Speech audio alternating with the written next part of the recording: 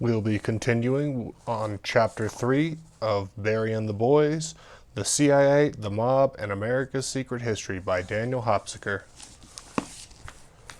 Learning to Fly the Civil Air Patrol Way. In 1955, Barry Seal joined the local Baton Rouge Civil Air Patrol and learned to fly along with another kid from the neighborhood, John Odom. And Odom remembers a joint training mission their unit held with David Ferry's New Orleans CAP unit. We boys from Baton Rouge weren't nearly as sophisticated as the New Orleans unit, so Barry was much enamored of David Ferry, whose unit was a quasi-military outfit, said Odom. They met at least 3 times a week, 2 evenings and each Saturday, and Lee Harvey Oswald was a member of Ferry's elite Little Boys Club. Both Barry and I met Oswald, who was what I called a CAP super geek. All of Ferry's CAP guys were geeks, but Oswald epitomized the unit. He was extremely bright, though, and spoke Spanish and some Russian. When the House Select Committee on Assassinations tried to find Oswald and David Ferry's records in Civil Air Patrol files, they discovered that most of the records of the squadron had been stolen in late 1960. As we will see, something about people like David Ferry and Barry Seal requires government records about them to be misplaced with uncanny frequency.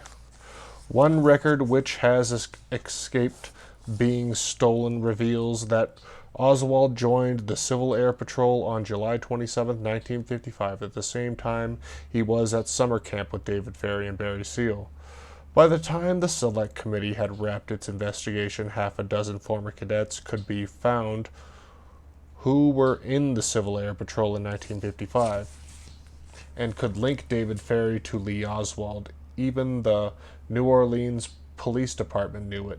One vice squad detective, more about him later, had reported Ferry assumed control at Moisant Airport at the same time Oswald joined. David Ferry's methods of recruitment are no great mystery. After you've met and interviewed a number of former cadets, he looked for bright kids from troubled homes. Seal's father, for example, was alcoholic and belonged to the Ku Klux Klan as well, a fact which several Southern law enforcement authorities stated was often indicative of abuse in the home. A childhood friend of the young Barry Seal, John Prevost, confirmed the outlines of the story. I grew up on the street behind Barry, said Prevost.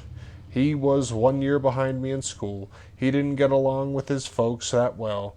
They wanted him to stay in his yard, and I would always hear them calling him to come home. Barry, Barry. Later, after he had become a CIA pilot himself, Barry Seal would recruit young boys to work for him in the same manner in which he himself had been recruited by Ferry. Charlie Montgomery, today a boyish 43-year-old flight controller in Houston, was a bright youth from a troubled home who went to work for Barry Seal at the tender age of 14. Barry had a helicopter sitting in a trailer in front of his house. That was a tremendous inducement for a young kid looking for a little excitement. My father was an architect and a bit of a drunk. Working with Barry was my haven, said Montgomery.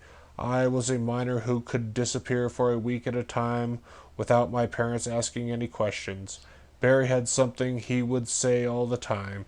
Are you ready for adventure? I was. Was it David Ferry who got an impressionable young pilot named Barry Seal into flying drugs for fun and profit? Seal's friend, John Prevost, stated that while serving jury duty in Louisiana on a drug case, he had encountered David Ferry acting in some manner of the defense. David Ferry came to Baton Rouge. he had something to do with a defendant, a black guy on trial for distributing drugs. That's all I recall, but I knew it was him. Ferry is someone you remember. This was our first indication that we should look closely for evidence indicating the young SEAL's recruiter might have been connected to the same narco underworld inhabited by mob guys like Jack Ruby. Who was David Ferry? Into what sort of enterprise did he induct both Barry Seal and Lee Oswald? If we hope to understand the organization to which Barry Seal devoted his entire business career, we would first need to learn what is known about Ferry. And Ferry's story, we will learn, leads to the heart of the spooky netherworld of American covert intelligence, narcotics, Cubans, and the mob. It is without question the darkest sub-basement of secret history of our life and times, the place where many of the biggest American tragedies of the past 4 decades were set in motion. For over 30 years, the uncomfortable fact that Lee Harvey Oswald had come under the influence of David Ferry while a member of the Louisiana Civil Air Patrol has been a source of embarrassment and consternation to the peddlers of the official story featuring the crazed lone gunman in the assassination of John Fitzgerald Kennedy. Officials flatly denied it until photographs of Ferry standing beside Oswald were finally unearthed, taken at the July 55 Civil Air Patrol summer camp at the Barksdale Air Force Base. The young Barry Seal is on his way to the poignant picture we had seen. So Ferry and Oswald were acquainted.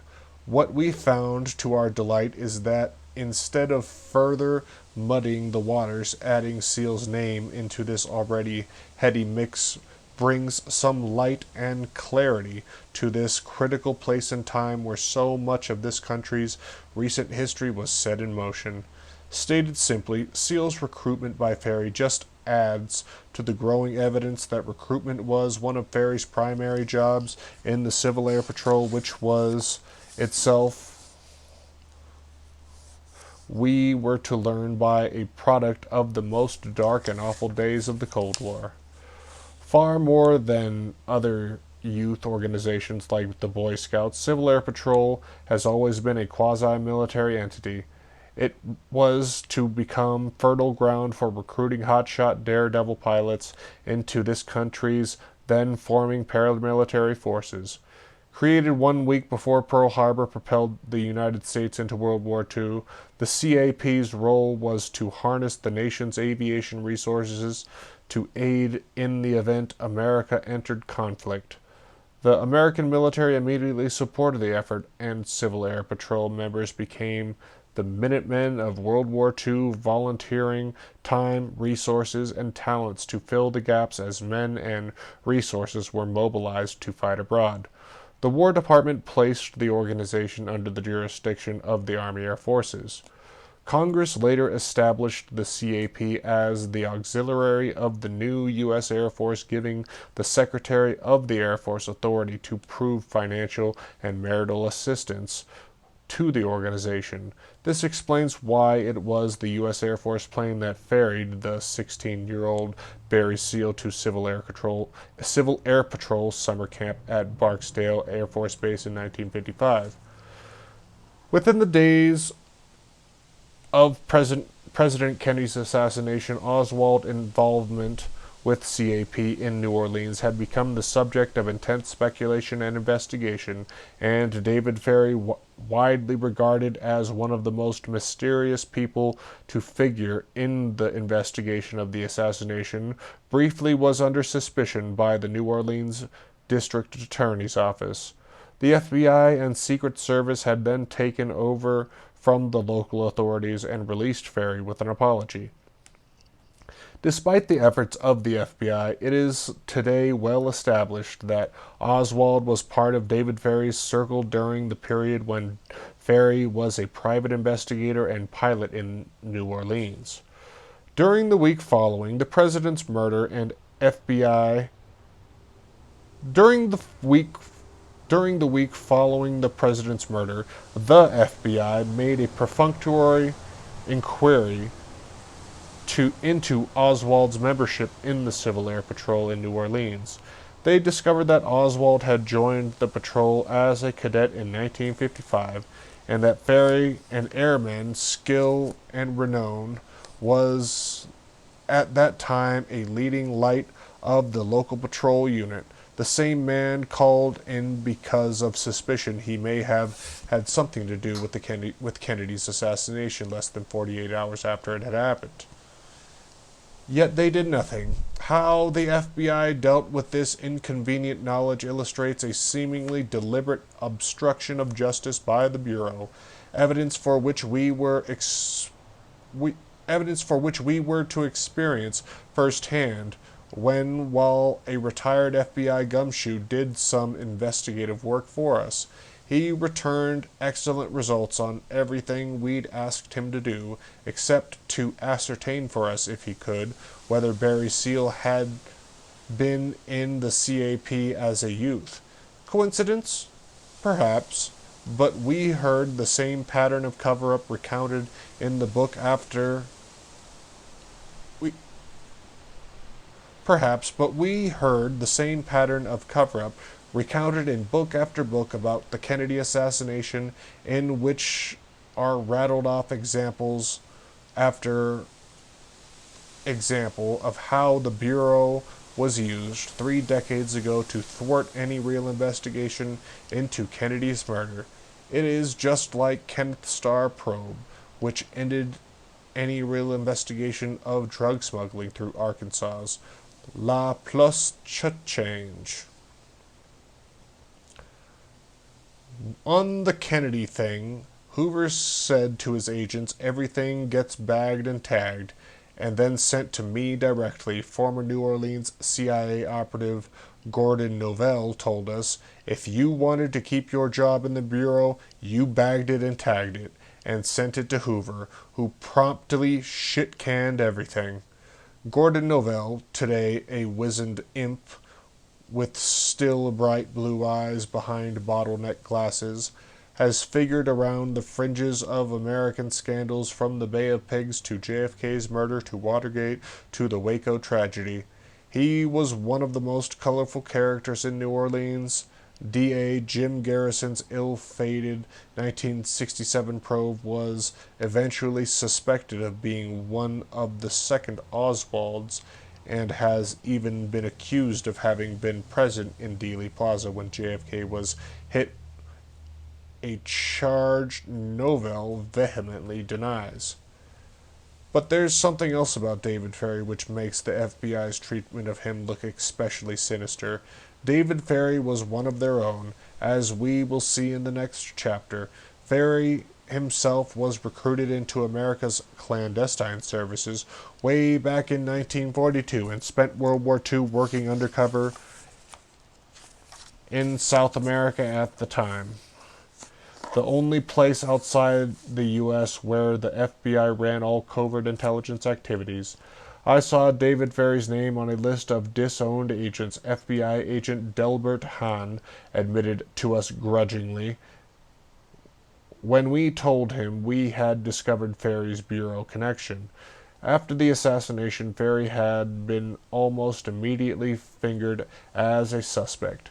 We learned to our amazement by Jack Martin of New Orleans, who said he thought he recalled seeing a photograph of Oswald with the other one-time CAP members in Ferry's home. Ferry claimed to remember nothing, and denied ever having any relationship with Lee Harvey Oswald.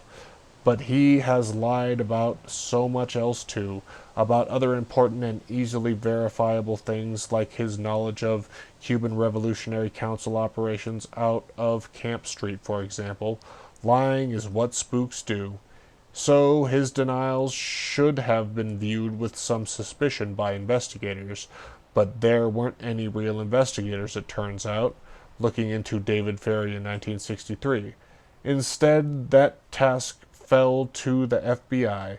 They immediately muscled the locals who had developed the lead, like New Orleans DA Jim Garrison aside, Garrison had called Ferry in for questioning about Ferry's now famous trek by car through a blinding rainstorm from New Orleans to Texas the day of Kennedy's murder to go ice skating. Thanks to the FBI, its true purpose even today remains unknown. In an interview with FBI agents in New Orleans on November 25, 1963, Ferry denied any contact with Oswald in the CAP, saying he'd served as a commandant of the CAP from 1953 to 1955, and that his unit had met at New Orleans Lakefront Airport when his CAP cadets were instructed in the use of rifles. He had not participated in that training, Ferry maintained. The FBI and Secret Service investigations came to an quick conclusion a few days after the allegation was first reported. A Secret Service report concluded that information furnished by Jack S. Martin to the effect that David William Ferry associated with Lee Harvey Oswald at the New Orleans and trained Oswald in the use of a rifle was without foundation. It stated further that Jack S. Martin, who has the appearance of being an alcoholic, has the reputation of furnishing incorrect information to law enforcement officers, attorneys, etc.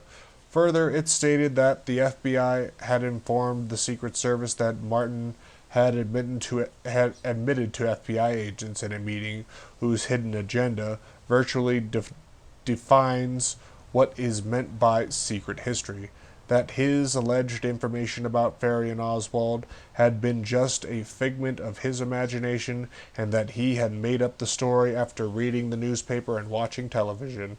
Quite a turnaround, one wonders what it took.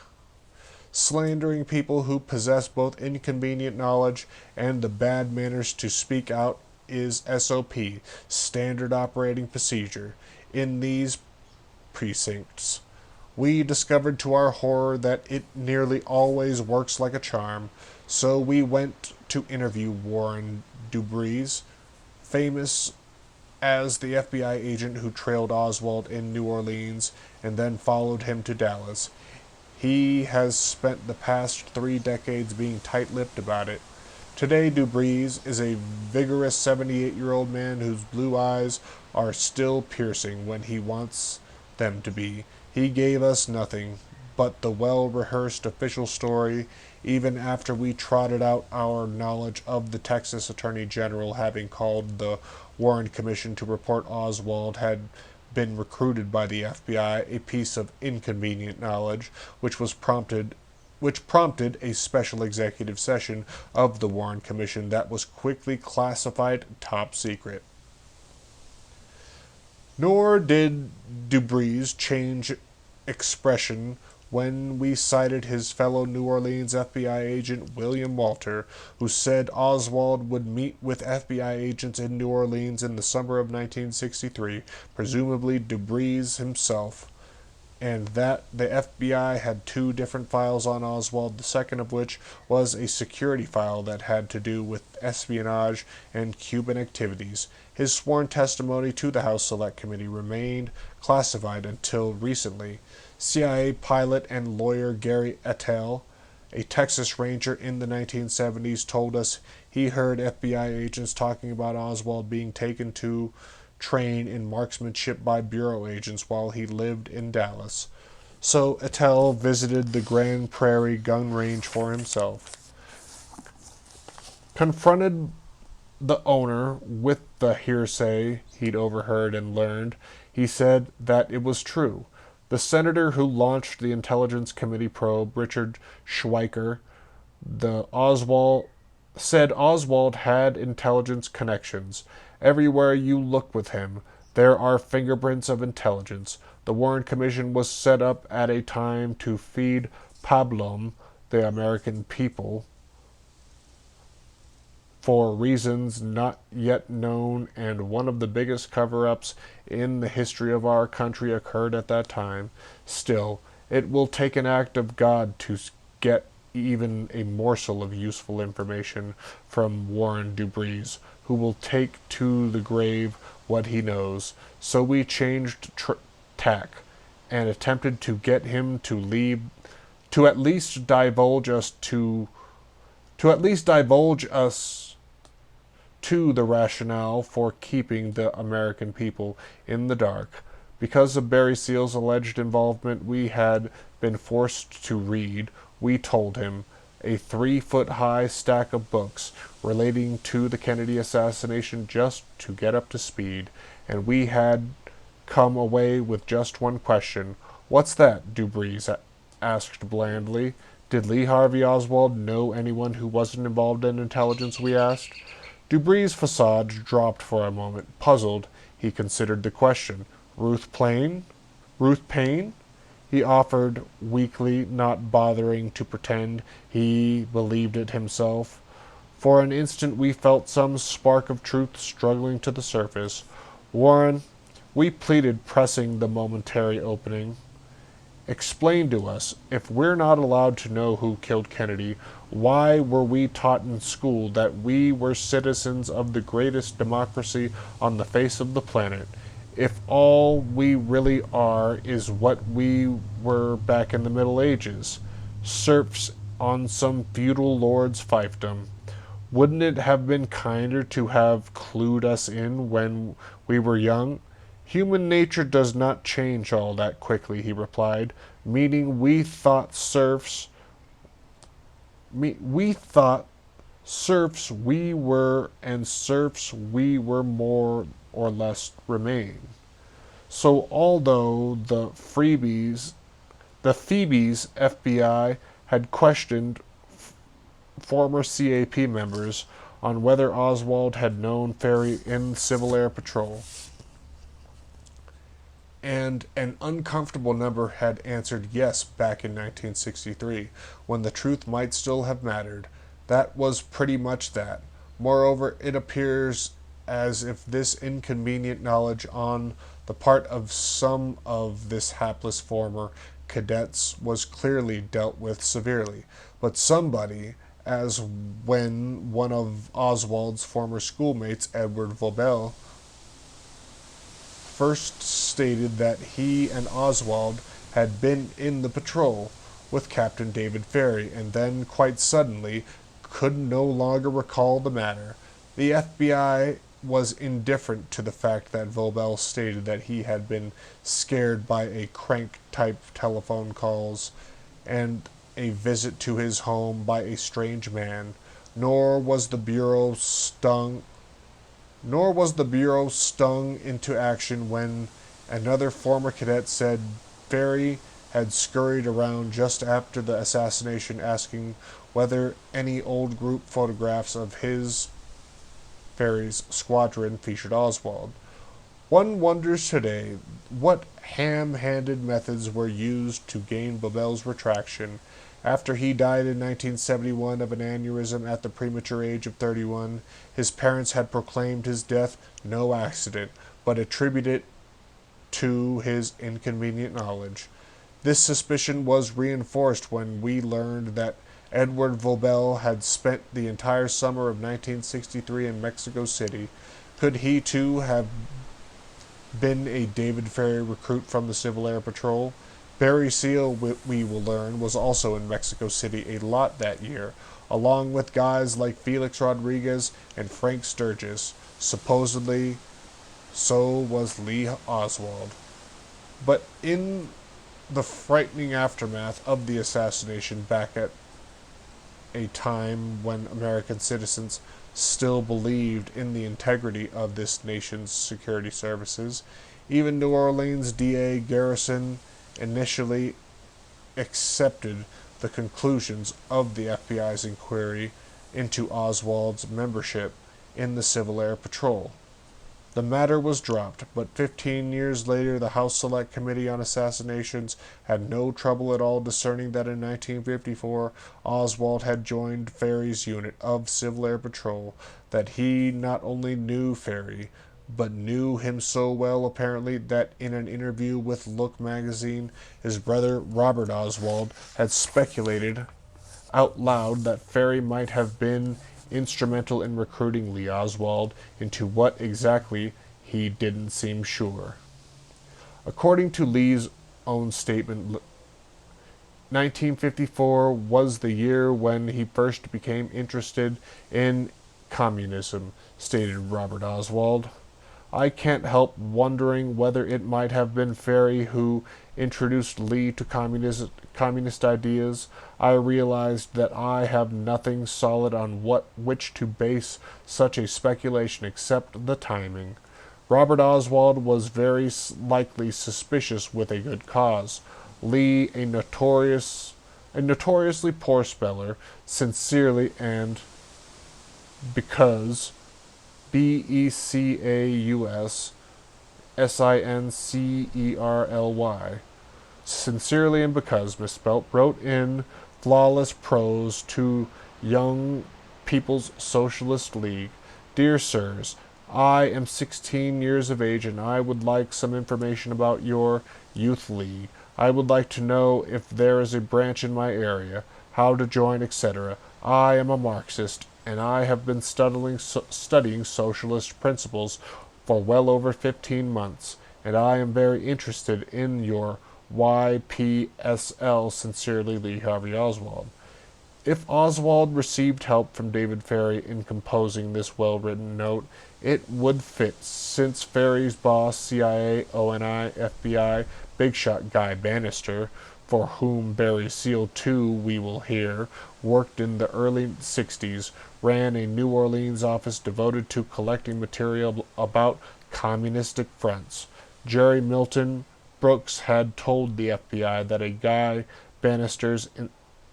at Guy Bannister's insistence, he too had written to Communist Party headquarters in 1961 to inquire about membership, and had subscribed to communist publications. Odd for someone also a member with Bannister, its head of the racist right-wing Minutemen. We turned up half a dozen former Ferry protégés from the Civil Air Patrol, who are today just ordinary citizens like Colin Hammer, a research librarian in the New Orleans Public Library, a pleasant, soft-spoken man who told the House Select Committee, HSCA, of meeting Oswald and David Ferry had attended in an Eastern Airlines hangar at Moisant Airport. Oswald had attended more than a dozen such gatherings, while Ferry was a unit leader. I can clearly recall that Ferry headed the Civil Air Patrol unit during the period that Oswald attended. They were both there. Hammer told us the story of why Ferry had moved his CAP unit from the small lakefront airport to New Orleans International Airport, Moisant. Our CAP unit was all boy, just the way Ferry liked it, smiled Hammer. Then a woman named Gladys Durr brought a Girl Scout troop over to join our unit en masse. We all sort of paired off, boys and girls together, understand? Ferry didn't like that one little bit, and he and Durr got into a hot clash, and after that he moved to the other New Orleans unit. That was where he started the Falcon Squadron, right? Confirmed Colonel Mary Berkowitz, a Louisiana state official who has been active in the state's CAP since 1959. The Falcon Squadron, we had heard, was an elite unit of Ferry's disciples, which included an even more elite inner circle called the Omnipotents. Eager, even after all this time, to distance the CAP from Ferry in every way possible, Berkowitz added, but he didn't have a legal CAP charter for that. The momentous clash between David Ferry and Girl Scouts in 1955 was contemporaneously chronicled by the FBI. They looked into the mess after receiving disturbing news. Miss Ruby Nichols advised the FBI on September 26, 1955, that she was not the source of the information, to the effect that David Ferry had stated he could see no reason to salute the flag, reads an FBI report. She stated Ferry had addressed a scout meeting under the direction of Miss R.J. Durr, and that Miss Durr reported information to the effect that Ferry might be a communist. Miss Nichols said she is a member of the seniors of the Moisant Squadron of the Civil Air Patrol and is in charge of the Girl Scout Squadron. That David Ferry might be, of all things, a communist was an idea quickly dispelled. Joseph Lisman, an agent of Delta Air Lines and commander of the cadets of the Moisant Squadron of the Civil Air Patrol, described Ferry to the FBI as being brilliant, but not a genius, a person who goes off on tangents just short of becoming berserk. He added, David Ferry is a good organizer. He made the Civil Air Patrol at New Orleans Airport what it is today. He has a large following among the Civil Air Patrol cadets and is an excellent flying instructor.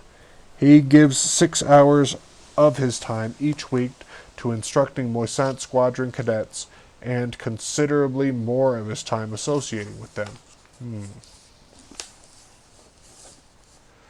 Linsman said, according to the FBI report, Ferry is a woman hater, and that he himself personally disliked Ferry because of his personality traits.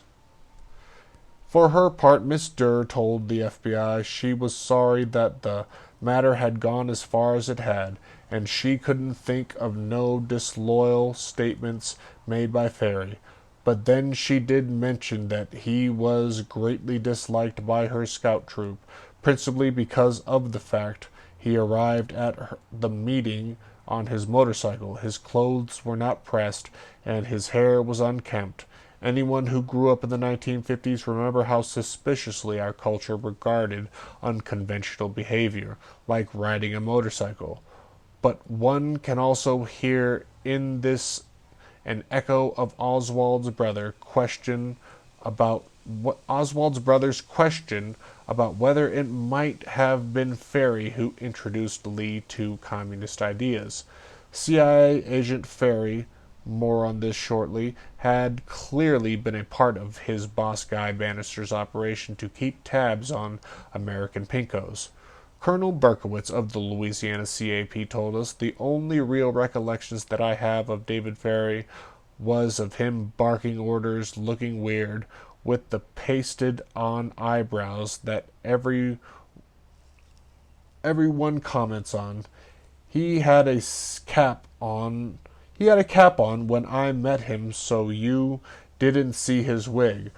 When I joined, when I was 14, he was the commander of our squadron. I do recall we had one young man in Moisant, Walter Sharp, who transferred over Ferry's Falcon Squadron and became one of Ferry's protégés, and Ferry got him an appointment to the Air Force Academy in Colorado Springs.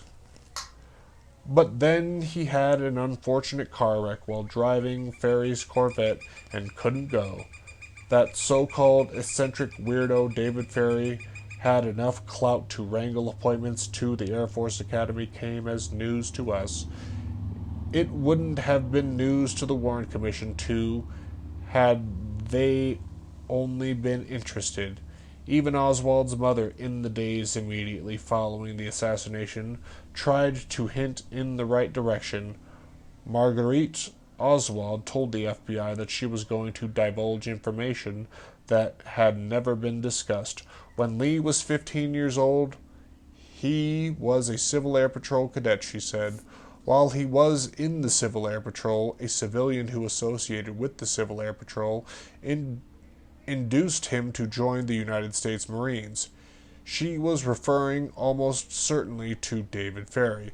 Yet despite this, or perhaps because of it, Warren Commission apologists like Gerald Poshner have stridently insisted that David Ferry was expelled from the Civil Air Patrol in 1955, and therefore Oswald could not have been in his group. Here one recalls the accusation leveled against the Clinton administration that their favorite stonewalling tactic was to deny, deny, deny. Clinton clearly has learned at the feet of people who wrote the book. When Ferry was interviewed by FBI agents after the assassination of President John F. Kennedy, he recommended Jerry Paradis as a Civil Air Patrol member who could verify whether Oswald had been in his unit. They finally got around to interviewing him in 1979, and no wonder, since he told the HSCA, the House Select the HSCA, I specifically remember Oswald. I can remember him clearly, and Ferry was heading the unit then. I'm not saying that they may have been together. I'm saying that it is a certainty. But in 1975, this statement made no headlines. It would have 15 years earlier. The tactic of deny, deny, deny had worked once again. When John F. Kennedy Jr. was asked at the press conference announcing his media venture, George Magazine, about whether he would use the magazine to investigate his father's assassination, his answer was extraordinarily poignant. No, he answered, too much time has elapsed. Time, Kennedy replied, is the great enemy of the truth. So while there is absolutely no doubt at all today about David Ferry's association with Lee Oswald in the Louisiana Civil Air Patrol, the boys have managed to make it seem to be a continuous issue for over 30 years. That is certainly a neat trick, and one will see often and examine more closely later. When CIA pilot Barry Seal is smuggling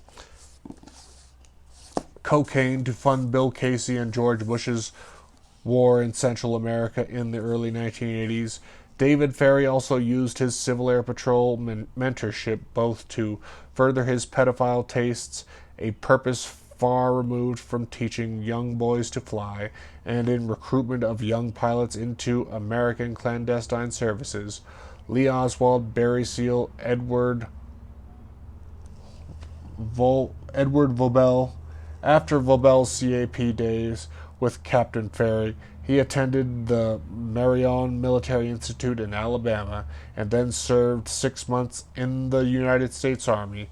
Interviewed later about Oswald's supposed leftist political views by the New Orleans Police Department, he couldn't be any help, he stated blandly. He had been in Mexico during the summer of 1963. The final use of Ferry had for CAP was in the procurement of young boys for what former cadet Colin Hammer Riley called unauthorized physicals.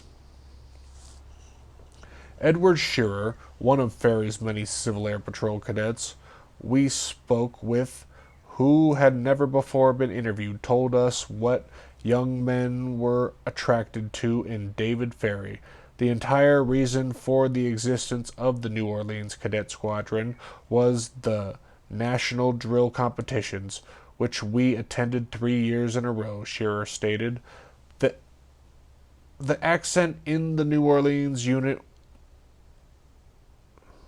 the accent in the New Orleans unit was totally on professionalism, because almost all of Ferry's cadets intended to go into the Air Force later, and if you had your CAP certificate of proficiency when you entered, you automatically had one leg up and started basic training with one stripe already.